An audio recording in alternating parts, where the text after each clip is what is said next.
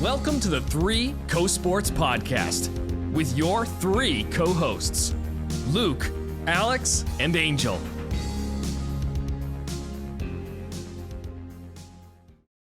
Welcome back to the podcast that entertains, informs, and helps you win. Alex, how you doing today?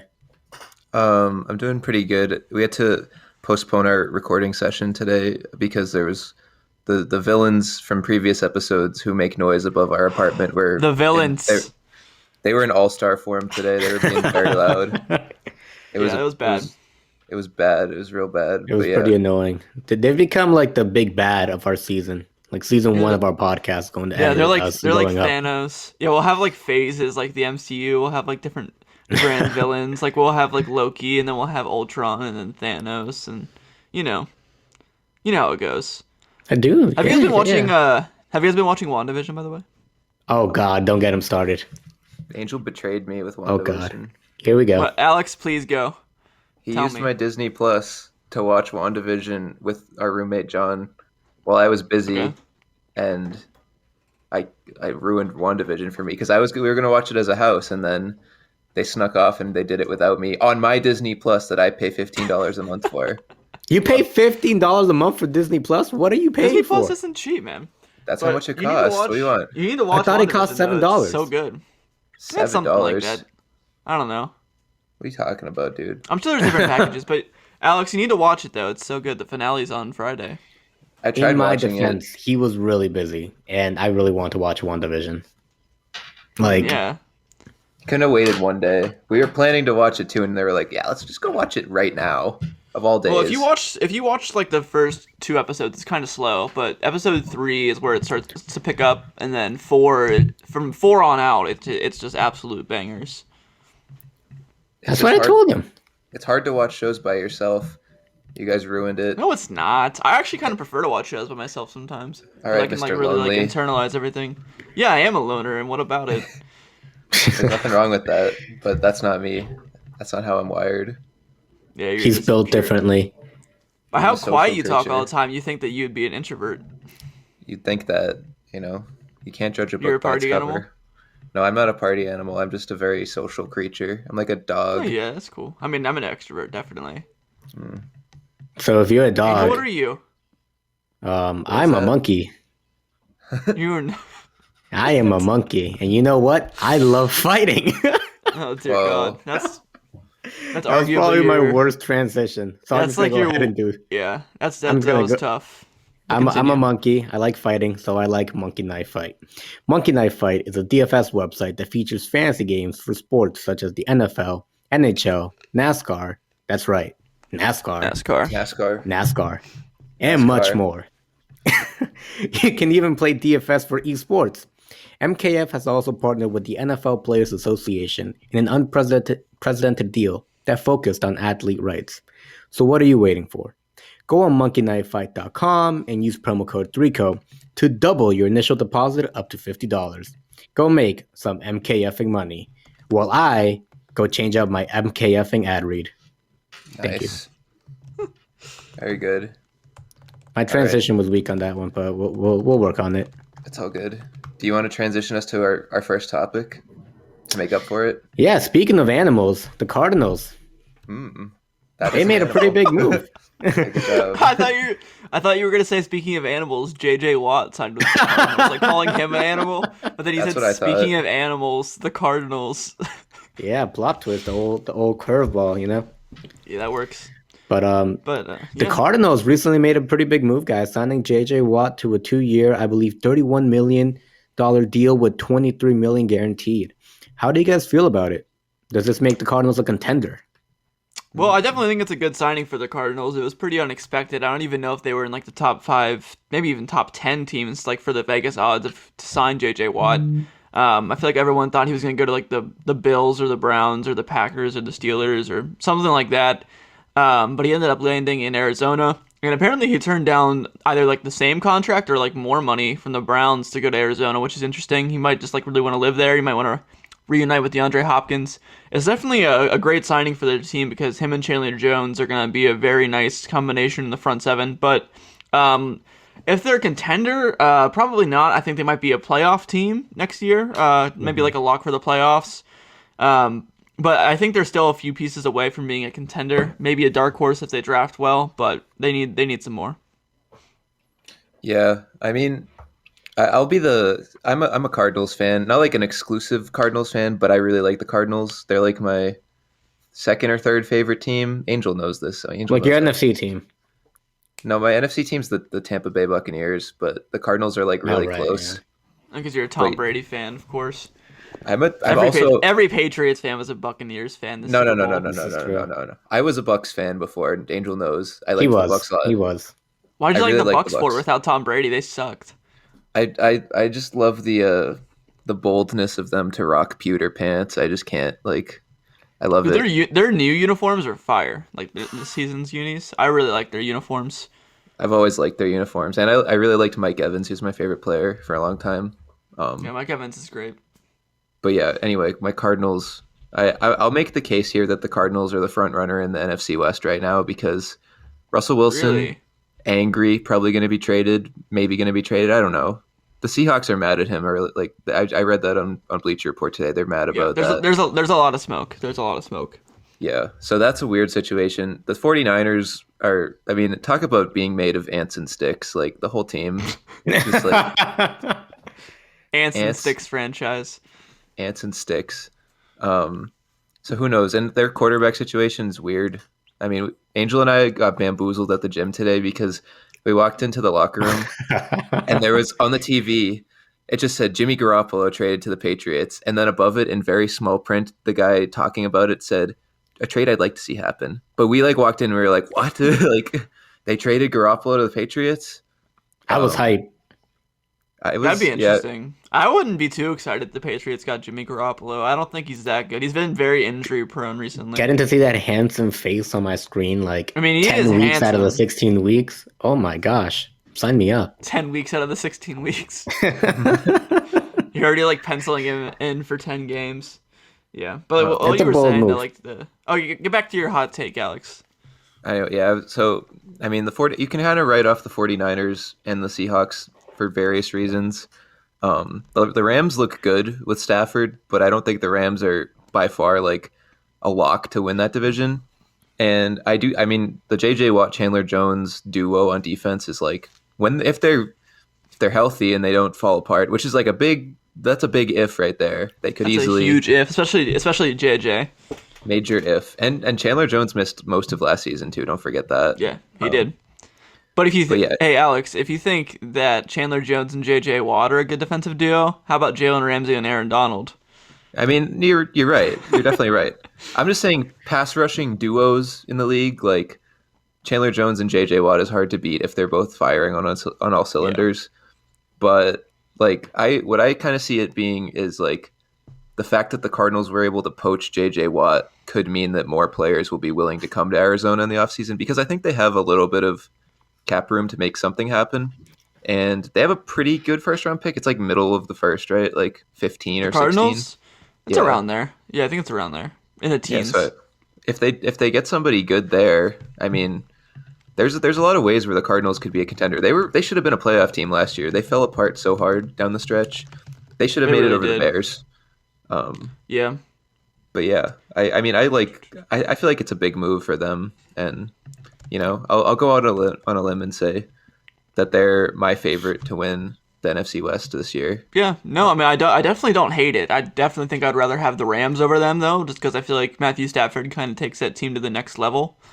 And then I think that the Seahawks and them are probably like 50-50 as far as who will be better. If the Seahawks draft well and make Russell Wilson happy again, maybe. But if they trade Russell Wilson, obviously, I think they're going to be last in that division for sure.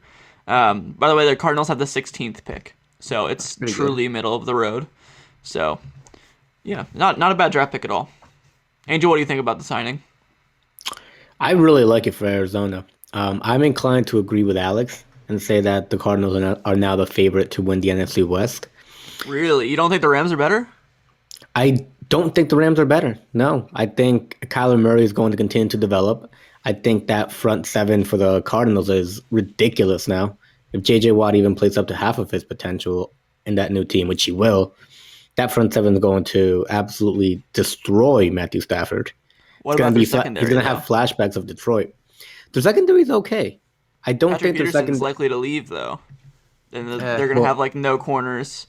Buda Patrick Baker's really Peterson good. leaves. Yeah, I love Buda Baker. He's probably my second favorite defensive player. After JJ Watt, actually. Behind JJ, wow. Interesting. Yeah. Wow. What Am I year about are to you become a living Cardinals fan? Yeah, you're going to come on the bandwagon with me, you know? Dude, I do love the Cardinals. I'm a big Kyler fan, and Deandre Hopkins is by far my favorite receiver in the NFL. So it's a Cardinals Hopkins. Podcast. We like the Cardinals. Not really, interesting. but I do like the Cardinals, definitely. I You like said the you love the Cardinals. team. Like, I have, I do, I guess. I like the players on the Cardinals a lot. I think they need a better running back in that team. Imagine Antonio Gibson on the Cardinals, guys. Just imagine. Oof. The C in 3Co stands for Cardinals. 3 Cardinals fans podcast.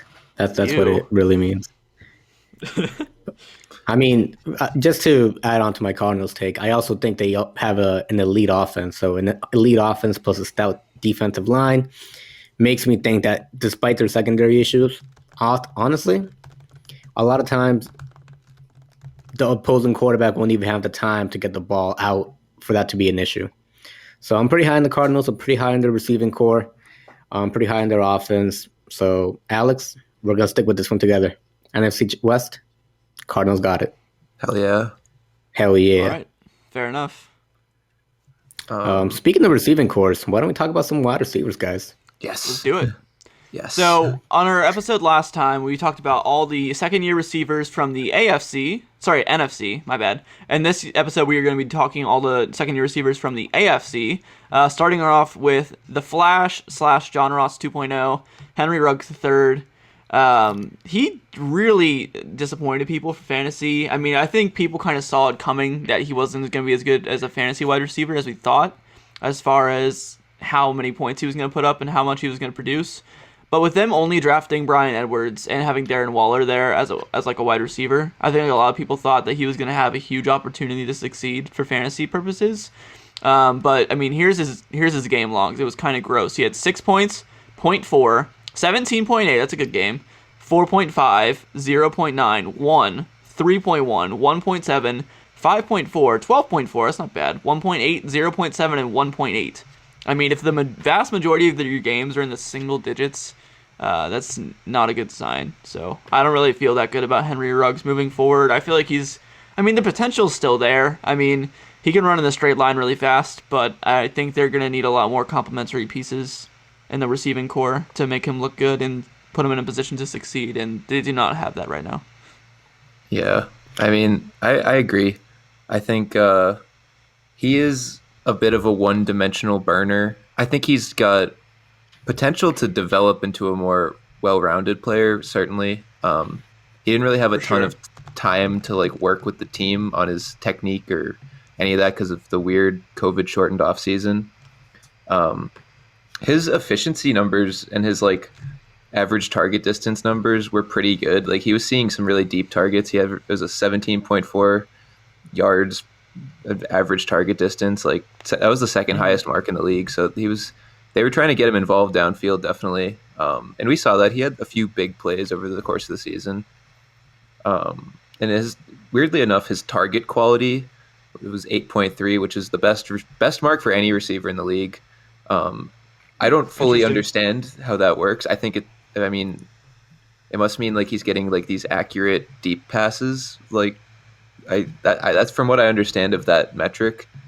I mean, it's interesting. But as you can see, like that doesn't always translate to great fantasy success. And yeah, I don't think he's ever going to be the best receiver from this class. He's never going to live up to being the first one taken. But he could be a pretty good playmaker for the Raiders. I think they definitely have to make a more concerted effort to get him the ball and to manufacture touches for him week to week.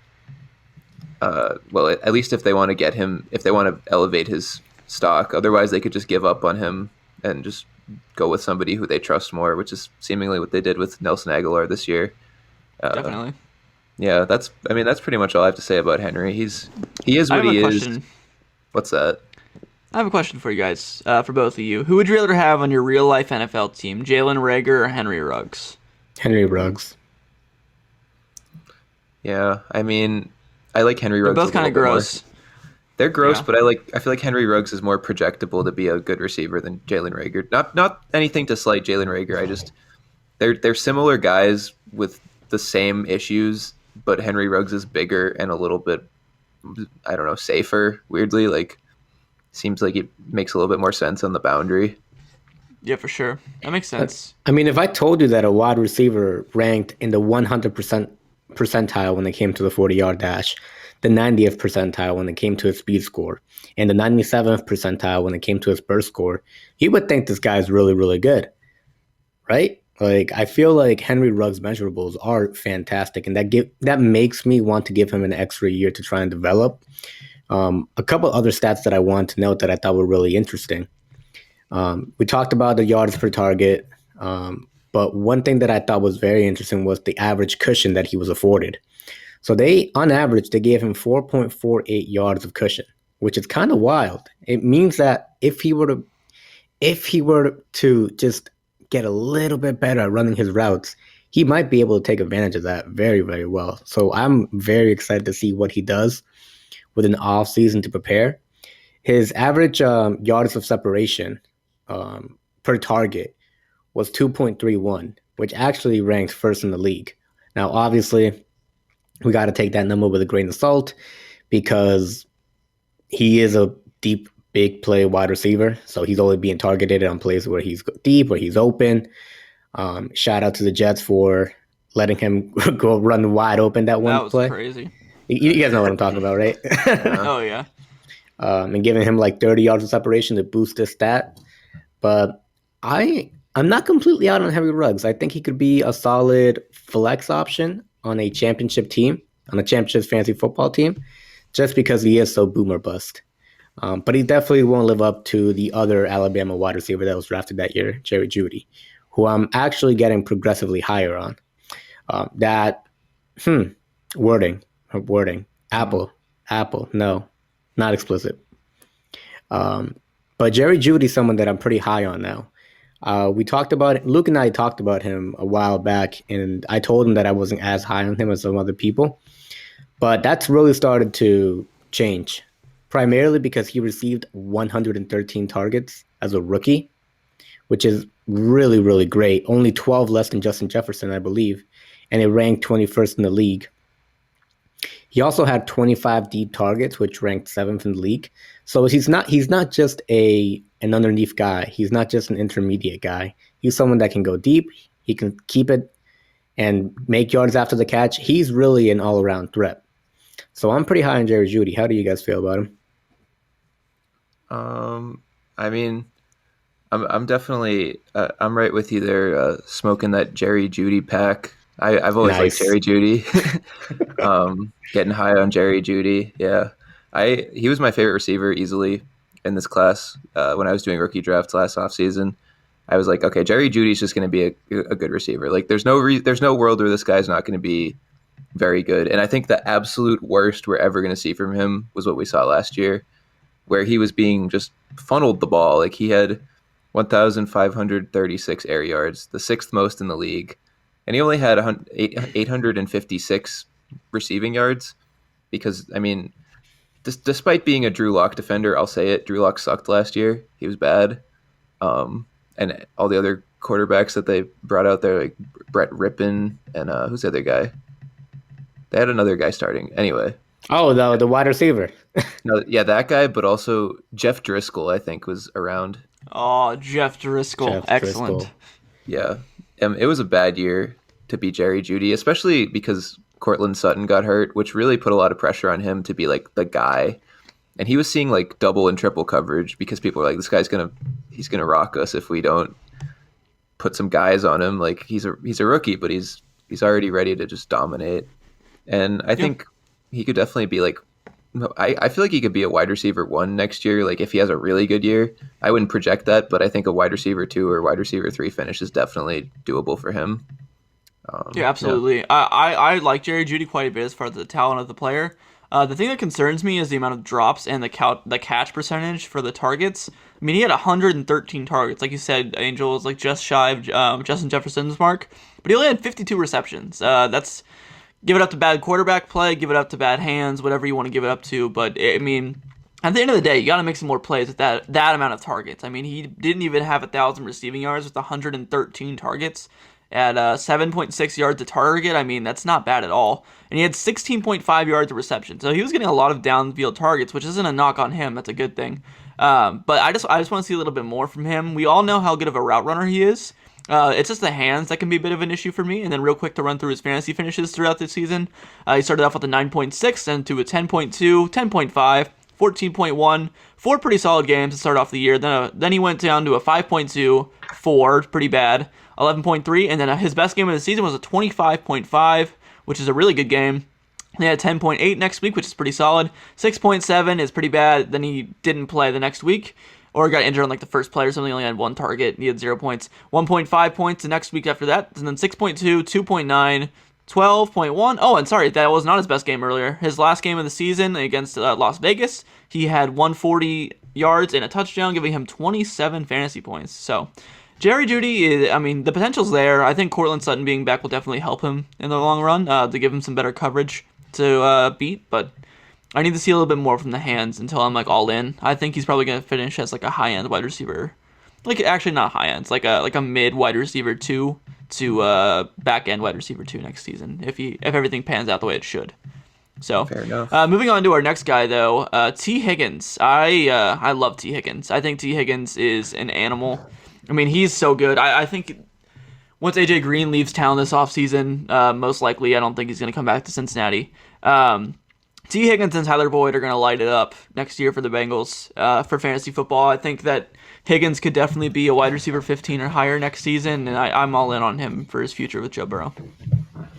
Yeah, I like T. Higgins a good deal. I mean, what I like about T. Higgins is like he's not the greatest athlete. He's not the fastest guy. He's a very good big receiver. He's very physical, good hands, reliable. But I feel like he makes a ton of plays that are just like you can attribute them to him being a good football player. Like it's hard to really quantify it in any other terms. He just knows what to do. He knows how to get it done, and he's reliable. And I feel like in many ways, him and Tyler Boyd are very similar players with that. They're just skilled. Like there's nothing dominant athletically about them, but they just get the job done. And for that same reason, like I think there's a reason the Bengals brought in T. Higgins. I think that's what they liked about him. And I think his upside is, I don't know if he's ever going to be like a wide receiver 1 consistently because of those physical limitations. I think he definitely could be if everything goes right. Do you think with Tyler Boyd also getting the volume that he gets, though, that one of them could be wide receiver 1 like Definitely. status? Yeah, I think they both could be top 15 guys. I mean, AJ Green's vacating over 100 targets. I mean, they're gonna get fed. Yeah, I mean, I guess I could see that. I just don't know if the Bengals offense is ever going to be the type to be airing the ball out like that. I don't think it's what Zach Taylor likes to do necessarily because he's a Sean McVay guy. I think he wants to run the ball more. They didn't really have a chance to do that last year because they stunk pretty bad, so they're playing from behind. If you want to comp the Sean McVay thing, I mean, look how good peak Cooper Kupp and Robert Woods can be together. That's true. The ceiling's there. I mean, it might not be like the sexiest play of all time, but I definitely think the results can be produced. Yeah, but I don't know if have Cooper Kupp and Robert Woods both finished as wide receiver 1. So like that's like a high ceiling. Maybe not maybe in the same PPR. season, but I mean, Cooper Kupp has been like top 5, and then I mean he was the wide receiver 1 for like that 1.5 season before he got hurt or whatever happened at that one time, and then Robert Woods is fantastic, very consistent. So Yeah, I mean, it all kind of depends, but I think the ceiling's there for Higgins. For sure. I'd fall more in line with what Alex is saying in terms of T. Higgins' ceiling. I think he's a wide receiver 2, a high-end wide receiver 2, but a wide receiver 2 nonetheless. I do think those physical limitations won't matter too much. It's more about the offense. I think they'll run the ball with Joe Mixon. They're trying to improve the offensive line, and I think that'll be a priority for them going forward. And Tyler Boyd is such a good receiver. I mean, as much love as we give T. Higgins, we should give just as much to Tyler Boyd. Oh, I love Tyler Boyd. Yeah, for real. But just to give context to Alex's statement about his limited athleticism, he ran a 4.59 40. His speed score was a 101.3, which ranked in the 72nd percentile. And his burst score was 114.2, which ranked in the 15th percentile. So not exactly great numbers when it comes to athleticism, but you can't deny the productivity. 67 receptions, 908 receiving yards, and 6 total touchdowns. Not bad at all for a rookie. That's not a full season with Joe Burrow either. Yeah, that's true. True. And they show really great chemistry. I wonder how much those numbers will be impacted by a better team next season. I do think Joe Burrow makes them a significantly better team. Not quite a playoff team, but a team that finishes 7-9. I think, 8-8. I was gonna say, I feel like they'd be like around that exact same range, like 7-9, 8-8 next year. So I definitely see a 1,000-yard season coming. I don't see that much improvement coming in terms of total touchdowns, and I don't see that much improvement coming in terms of receptions. So if you give or take 100 yards, it's still a pretty solid wide receiver too, just not a wide receiver 1 just yet. But I am higher on T. Higgins than I am on Michael Pittman Jr., which I know is going. Yep, there it is. It's going to annoy Alex. Alex, you have Michael Pittman Jr. over T. Higgins? No, I don't. But I just don't like the slander of him. It hurts. Yeah, he really didn't do that much though. I'm just not a fan. Like he had 40 receptions for 503 receiving yards and 1 touchdown. I mean, it was good numbers. Definitely not numbers that make me shy away from him.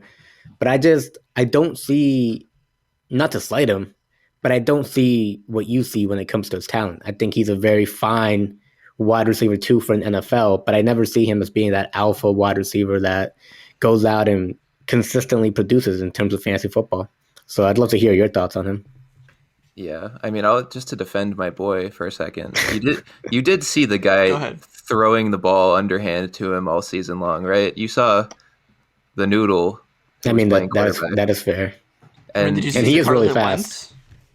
I mean, like I know, but I trust Carson Wentz a little bit more than Phillip Rivers, just because if you look at the numbers for any receiver on the Colts last year, not a single one of them did very well at all. Like there was a few games for Zach Pascal. There's a few games for T. Heinz.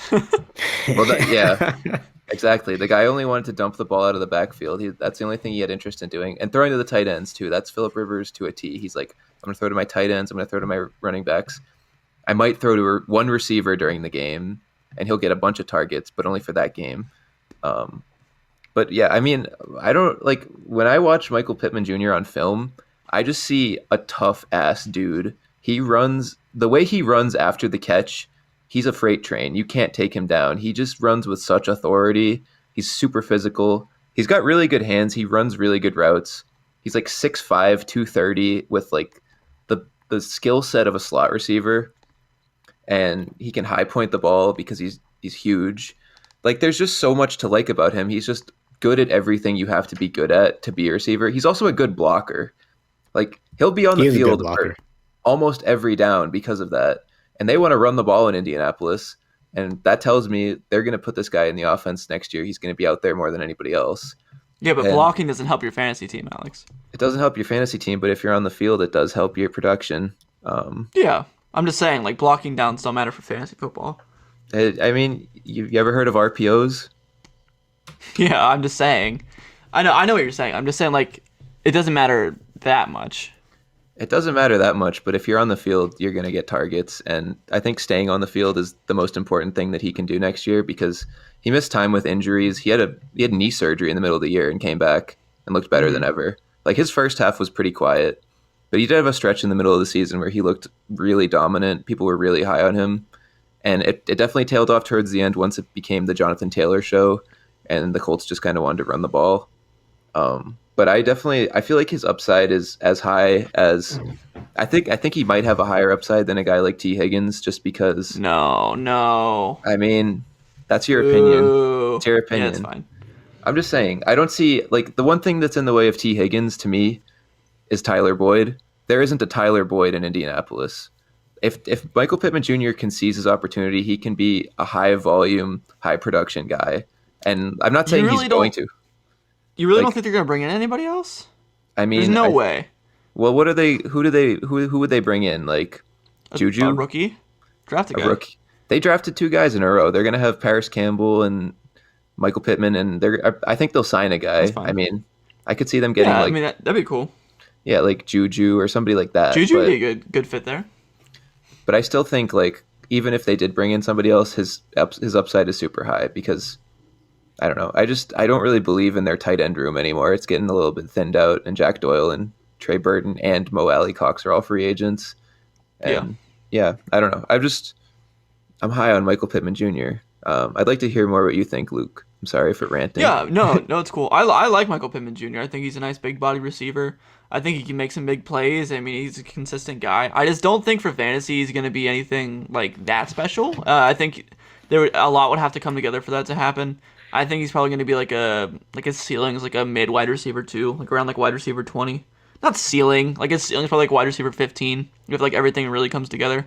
But I feel like I'll have him around like wide receiver like 30 for redraft next year. Like I don't think he's gonna do anything that much. I mean, I like him. I think it's definitely possible that he breaks out eventually, but I just didn't see enough from him this year to really feel too confident in him. But one guy that we're gonna talk about next, a lot of people are hot on because Trevor Lawrence is coming to town. Laviska Shenault is a very interesting guy. He reminds me a lot of Deebo Samuel in the way that he does a lot with the ball in his hands and he has a lot of this design touches in the backfield and stuff like that. He's not your traditional wide receiver, even though he can run routes. Laviska is very interesting for fantasy. He can produce a lot. He was pretty consistent at certain points in the year, actually. He never really had huge games, but he definitely put up some solid points every once in a while with really bad quarterback play. So with Trevor Lawrence coming into town, most likely at the number 1 pick, it's definitely interesting. The one thing that does scare me a little bit, though, I have in the notes here that the Jags are interested in signing free agent wide receivers. The what? We don't Yeah, I have don't know what you're talking about, Angel. Yeah, never mind. But the Jags are interested in free agent wide receivers, which is interesting. So if you see a possible Allen Robinson reunion or something like that, I mean, that would bump him down to at a minimum wide receiver 3 on the depth chart behind DJ Chark and whoever they would bring in, presumably. So Laviska could get buried a little bit for fantasy. Hopefully it doesn't happen. But if it's just Chark and Viska next year, I definitely would like his fantasy production outlook. But it'll be interesting to see what they do because it would make sense for them to add a second guy because Laviska is more of a utility wide receiver than a actual wide receiver 2 in my opinion. So it would make sense for them to draft another guy. But what do you guys think? Angel, I want you to do the Laviska Shenault thing because you have a stake in him. You have a high stake in him. I do have a high stake in them for a couple of reasons. To give some backstory, before James Robinson was like a thing, I traded James Robinson for and a second round pick for Laviska Shenault, and possibly the deal that cost me the league, to be honest with you guys. And I currently have Laviska in another league that I'm in with Luke, and he's my wide receiver 4 in that league.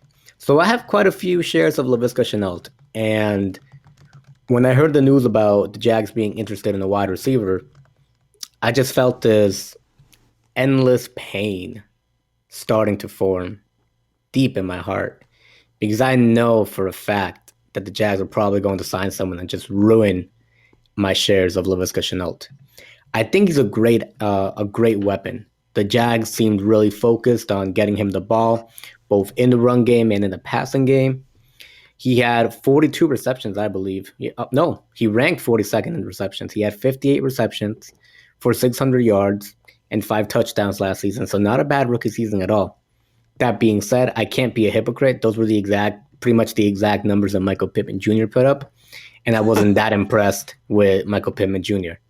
The only reason why I'm higher on Laviska is because of the rushing potential. If the Jags were to bring another wide receiver in, he instantly becomes a low-end wide receiver 3 for next season. But if they don't, I really see him being a high-end wide receiver 3 with flex potential for all the season. I feel like Trevor Lawrence will probably feed him targets. They'll get him involved at least a little bit in the running game to keep James Robinson fresh and just keep offenses guessing. But I'm still pretty high on Laviska, just not as much as I was before the news came out, because it would make a lot of sense for the Jaguars to limit Shenault's touches so that he becomes even more effective when he does touch the ball. Nice. Yeah, I mean, to be somewhat succinct in my thoughts on Laviska Shenault, I really, at Colorado, I thought he was perhaps the best receiver in the class, like up until his last year there, where he kind of took a bit of a step Really? back. But his first 2 years of college, he was a baller. Like people were comparing him to Julio Jones. That's how good he was. But the only thing about his college tape and his college production that was a little bit concerning was, I mean, he was super fragile. He got hurt a lot. Yeah, he's made of ants and sticks, as you would say. He is pretty ants and sticks ish. I think he got an injury this year too. I don't remember if it was a hamstring. It was a injury? hamstring. It was a hamstring. Yeah. Yeah, I mean those are always worrisome, just because we saw Leonard Fournette miss an entire season because of that. Speaking of Jaguars, and I mean I don't know if he'll ever be like one of those guys who's always hurt. Like he could overcome that, but I'm a little bit skeptical about his complete upside just because I've seen him get hurt so many times, and I feel like I expected a little bit more from him as a rookie given the opportunity that he had to produce. Like he just wasn't as dynamic of an after the catch sort of guy as I wanted him to be. At least my expectations, maybe they were a little bit too high, but I was expecting him to be a bit more electric, and he was more middle of the road. So I don't know what that means, but I still like him. I'm not like out on him, but you know. Yeah, he only had 287 yards after the catch, which seems like a low number given that he had 600 receiving yards in total. I don't know. Like from an athlete, I see what you're saying, that from an athlete like Laviska, that you would expect a little bit more when it comes to that. Yeah, he saw a lot of like screen passes, I think too. Like I feel like they threw his average depth of target, I think was like 6.6. Like he was just they were just getting the ball in his hands so that he could do that. And he didn't really do a ton with it, at least from what the numbers suggest. And from what I've seen, I didn't watch a ton of Jaguars games because it got really depressing. Like shortly after they won the first game of the year, it became unwatchable. Seriously. Yeah, it did. But all right, Luke, let's transition to your guy right here. Yeah, I'll take my boy Claypool. Let's just give him the floor, so, Luke. Nah, I won't do that. But I'm not trying to be biased with my takes ever. But I do really like Chase Claypool for fantasy, though. Seriously, like not being a biased opinion. I think he's a fantastic big-bodied wide receiver. With Juju's likely departure, I think him and Deontay are really gonna do some work next season.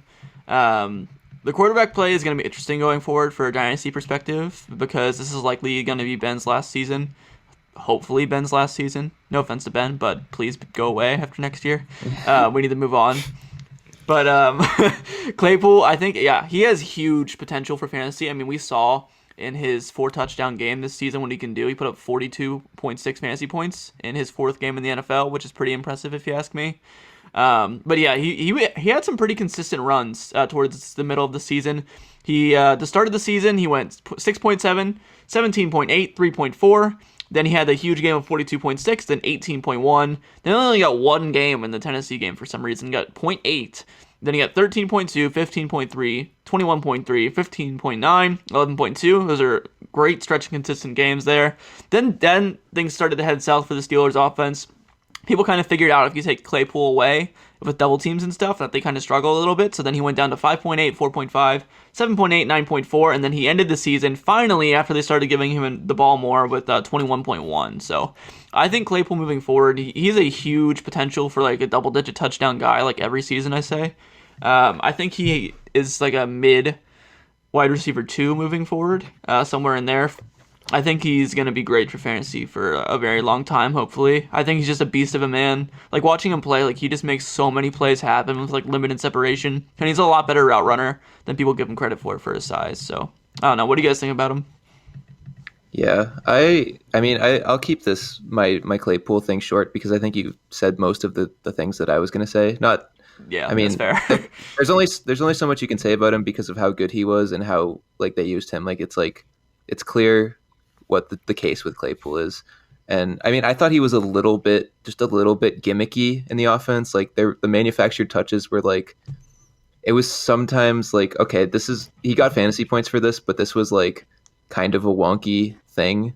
But there's nothing wrong with that, especially with a rookie, because it's just, you're trying to get the ball in their hands.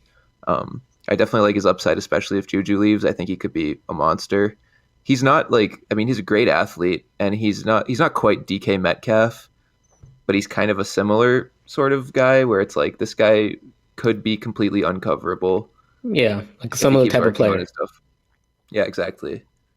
He reminds me a lot, actually, of Martavius Bryant when Martavius Bryant was like a Dude, thing. I loved Martavius Bryant when he was on the Steelers back in the day. He was so good. He was And then he just awesome. had to go off smoking all the drugs. So way to go, Martavius. He Yeah. Oh smoked well. the weed. Thank you, Stephen A. Shout out to Stephen A. Angel, why don't you tell me about your thoughts on Chase Claypool? Well, I hope that he doesn't smoke the weed. Because I Only one also of those see per the. episode. Only one per Okay, fair episode. enough. Fair enough. Oh yeah, That was only too Fair. one. No, that's Too fair. much. That's a valid Too critique. much. That's a valid critique. But I do like Chase Claypool. It's interesting that his player comp on Player Profiler, another plug for Player Profiler, great tool, is Brandon Marshall. Because if that's his comparison, that is a high upside player. I would be very happy with that comparison if I was him. I got some breaking Yeah. news real quick, guys. The Giants just released Golden Tate. In case Good. anyone cares. Oh, Get him out of there. Golden Tate is on the streets. Damn. you know for a fact the Patriots will bring him in like at the end of training camp. Ew. Where we That'd be stay. gross. Yeah, and then they'll. Anyways, we won't talk about the Patriots, but Chase Claypool had 1,448 air yards, which ranked 9th in the league as a rookie. He had 31 deep targets, which ranked 3rd in the league, again, as a freaking rookie. And he had 921 unrealized air yards, and which makes me think that Ben's arm is a noodle at this point. But holy crap, this guy can burn people. And if you can burn people and you're a red zone weapon, you're going to be long for this league. I'm pretty high on Claypool. Seriously. Yeah. He's like a great prospect. He's like a NASCAR car. He's a NASCAR. Can we make that his Just- nickname? Just NASCAR? NASCAR car. I don't see why not. Let's just refer to him as NASCAR now. NASCAR. And then when we talk to Monkey Knife Fight, they'll be like, we have NASCAR. And we'll be like, oh, you have Chase Claypool? NASCAR. You have Chase Claypool. Shout out to Monkey Knife Fight. So it seems like we're all pretty high on Chase Claypool, right? Yep. Yeah. You know who I'm not high on? Oh, who? Who? Denzel Mims. You guys hate Mims for some reason, but it's okay. All I'll say about him is I'd rather have Damian Harris over him in the Dynasty League. That's all I got to say. wrong. That's all I got to So say. wrong. I mean, Tell me why I'm wrong. That's your analysis. That's my analysis. I'd rather have Damian Harris. I don't think he's that good. Why are you wrong? Because when Why they am I draft Justin wrong? Fields or Zach Wilson, and he's the wide receiver 1 for that team, you're gonna look kind of foolish. Am I now? Just saying. Yeah. So just because of the Mims is change in pretty quarterback? talented. Yeah, definitely. I mean, if the franchise's direction starts pointing upward and the offense becomes the top 16 offense in the next 2 seasons, and Mims is the wide receiver 1 for that team, he's gonna be at least a wide receiver 2. So I mean, I definitely would rather have that than Damian Harris. Question for you. Is every receiver from this class going to be like a wide receiver 2 or wide receiver 1? Because someone's going to have to not perform. Yeah, someone's you know? gonna have to, but I mean, I don't think we're at the point to project one. I feel like it might be Henry Ruggs or Jalen Reagor, but Okay, I think that's fair. Mims is safer than both of those guys for sure. dubious. That's fair. Mims was a great talent coming out. I mean, he was a high riser at the end of the process. A lot You know of people who liked else? him. A lot of the combine. You know who else you could say those exact things about, Luke? Jalen Henry Reagor Ruggs. and Henry Ruggs, both of them. Well, Jalen Reagor was a reach. Seriously, that was a terrible pick in my opinion. It I was had him as a awful. 2nd round guy. I was did a not reach. think he should have been a 1st round pick. And then Henry Ruggs, I had him as my wide receiver 3. I did not like him very much at all. I mean, I liked him, but he's just a speed guy. I don't really think he's that good. I definitely had CD and Judy over him. I really thought the Raiders were going to pick CD Lamb as well. When they had, I remember watching the draft and John Gruden was all excited, fist pumping on camera. I was like, oh, they're getting CD Lamb. But no, they picked Jerry Judy for some reason. That was funny.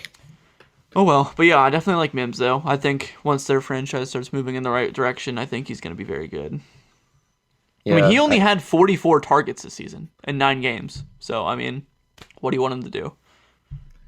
I mean, that's fair. I don't know. I don't dislike Denzel Mims at all. This is you're misconstruing my take on him. I think I would rather have Damian Harris because Damian Harris proved more to me than Denzel Mims. Yeah, because that offense is so amazing.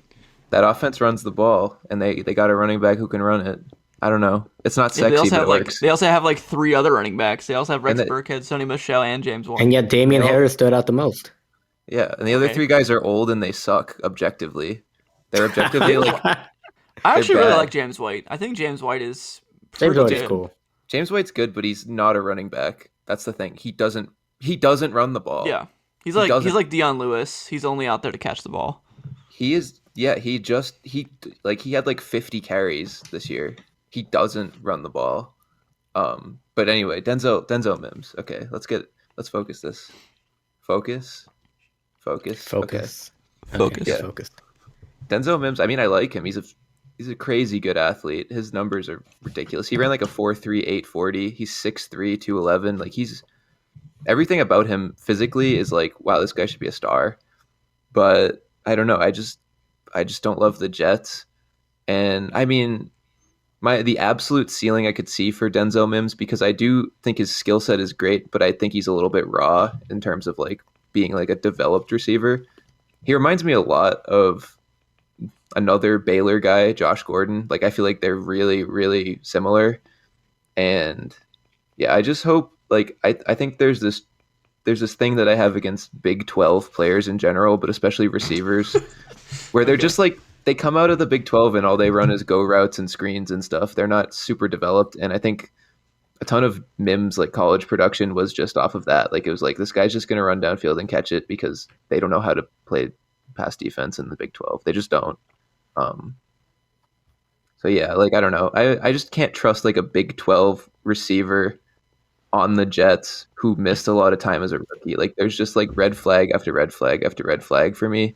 But I still like him. Like if I have him in a league, I'm not going to sell him for less than I think he's worth. Like I'd still rather have him than have like a early 2nd round pick. I think he's that good. But yeah, that's where I'm at with him.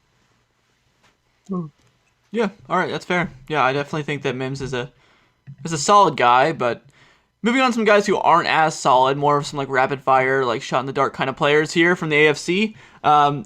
A couple of these guys are pretty solid, but I don't like love all of them. Up next, we have one of the most intriguing ones on this list. I'd say Gabriel Davis. If they don't re-sign John Brown next year, they being the Bills, I think Gabriel Davis has potential to be very good. He showed really, really bright flashes this past season, and if he really puts it together, I mean, he could be very special. He just needs to get some more opportunity, and I think he could be really good. Yeah, so let's for these rapid fires, we're gonna do the same thing we did with the running back class, where it's say one sentence about this guy. So Luke, I'll give you your chance to come back and get your sentence for Gabe Davis. All right, yeah, let's do it real quick. Let's see. Great potential, needs more work. I don't know. Fair enough. I think for Gabriel, I'd say, Angel, I need to think about this because I really like Gabriel Davis and I don't want to do him an injustice by giving him a bad sentence. I'll give him a pretty good sentence. A future wide receiver 2 in fantasy. Really? That's a good one. Mm-hmm. That's definitely possible. I love Josh Allen. Yeah, give me any share of the Buffalo Bills offense, honestly. I'm totally on board the Josh Allen train. All right, I think I'm ready. I'm going to say... Let's hear it. Bills wide receiver 2 in 2022. Yeah, for sure. Nice. Yeah, I like that. I played it safe. It's definitely pretty safe. All right, moving to the next guy. Well, let's do the same order for these, I guess. KJ Hamler. For KJ Hamler, I'd say fast, but not enough opportunity for me. That's a good one. I'm going to say spunky. He's spunky. I don't know what that means, but it's just like that's what when I think of him, I'm like, this guy's he's spunky. It's that's fun. A personality trait. It's just like I don't know, like that's his description in fantasy. It's like oh, this guy's gonna. He's a spunky. He's spunky. I don't know. He's fun to watch for sure. I actually have his rookie card sitting right over there. Nice. Very nice. I guess I'll say good NFL wide receiver, not relevant in fantasy. I think he could be relevant. I just don't think there's enough. There's not enough opportunity for him. And Drew Lock's the quarterback, so that's gross. All right, our next guy is Brian Edwards. Mine is I loved you, but you have brick hands.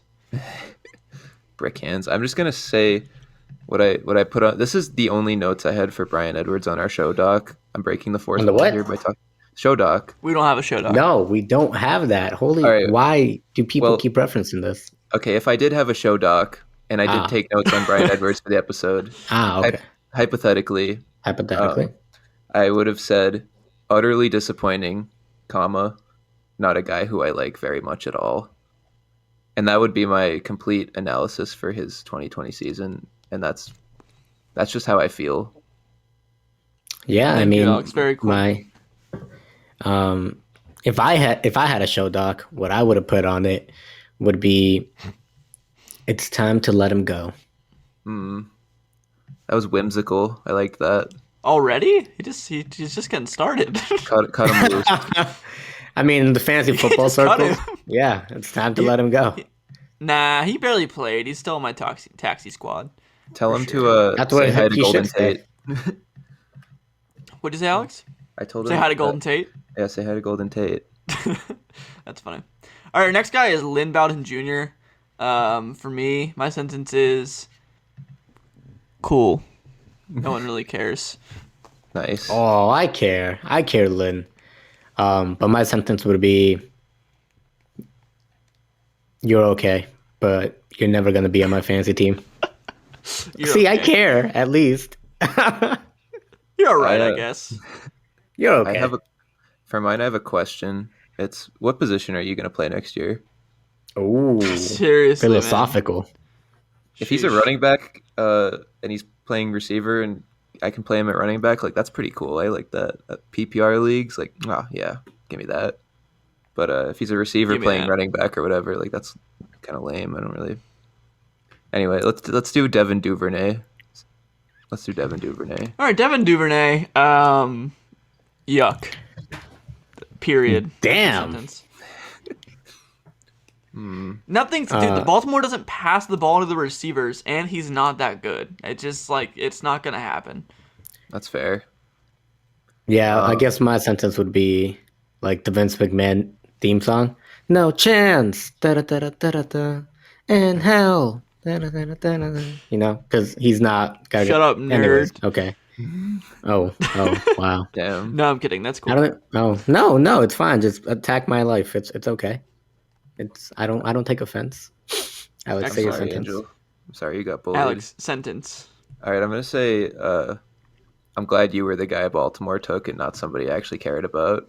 I knew whoever was going to get drafted by them. Like whoever Baltimore was going to draft was going to get ruined, and I'm glad it was him because I didn't care about him. If it happened to like Tyler Johnson or somebody I actually like, I would have been like, shit, like, well, I have to edit that. Yeah. I didn't say anything. Don't worry about it. Okay, fantastic. Not explicit. Anyway, on to our last guy. We have DPJ, or Donovan Peoples-Jones, otherwise known as the best blank PJ on the Cleveland Browns. Get it? Not BJ. Oh, God. You know what I mean. Odell Beckham Jr., he's bad. That's my take. Sorry, guys. 52 minutes in, and it started to come undone. We were so close. We're figuring it out. Anyway, Donovan Peoples-Jones, he showed a little bit of flashes towards the end of the season, but I don't really know if he'll ever get the opportunity to really come to light and get a chance to succeed in Cleveland. I mean, if he shows out and continues to develop, then maybe someday. But for now, I feel like he'll just be a really deep stash. That was a lot more than a sentence. I forgot about that. My bad. But that's my analysis. For mine, I'm going to say keep the taxi squad warm. That's all I have to say. I'm sorry. I don't know what else I can say. Keep the taxi squad warm. I mean, that's a good one. I like that a lot. I guess I'm a little bit higher on him than... Wait, hold on. Time out. Luke called me a nerd, and this man is wearing a Guardians of the Galaxy hat. Ridiculous. Guardians of the Galaxy is banging. Ridiculous. Anyways. Obviously, it's a joke. A nerd. I am a nerd. I'm allowed to call you a nerd. Oh, really? It was a joke? I couldn't tell. Anyways. Donovan Peoples-Jones. A great trade target. Oh, whoa. Really? You're in on him, huh? Yeah, I am. I think I don't think Odell comes back. And I think Donovan Peoples-Jones. Really? Yeah, I think Donovan Peoples-Jones. If he stays as a wide receiver 3, I still think he can make some noise the year after that. So I like him. I'm actually pretty high on him. I think Higgins is the wide receiver 3 personally, but Look at Luke showing off that Apple Watch. Just flexing it for the camera. Yeah.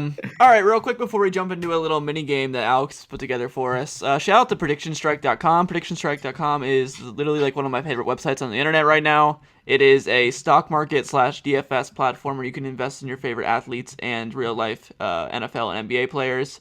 More sports coming soon, like the MLB, soccer, esports. No NASCAR, Alex, no NASCAR, but they have a bunch of other unique things. Damn it! I love their tools and their website and their platforms. You also can get it on your phone in the App Store. Google Play is coming soon.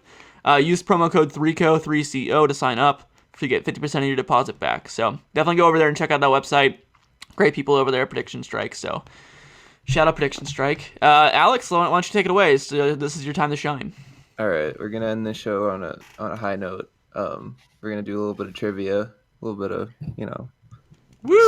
some Steelers stuff, some Patriots stuff, just for our respective fan bases. Do we have to reply in the form of a question, such as who is or what is? What that's is? Too much cognitive stuff. It's too late. Yeah, it's too late. Yeah, exactly. So here's okay. Here's how this is gonna work. I'm gonna ask you 2 questions. I mean, it's 2 separate things, but they each have 2 questions to them.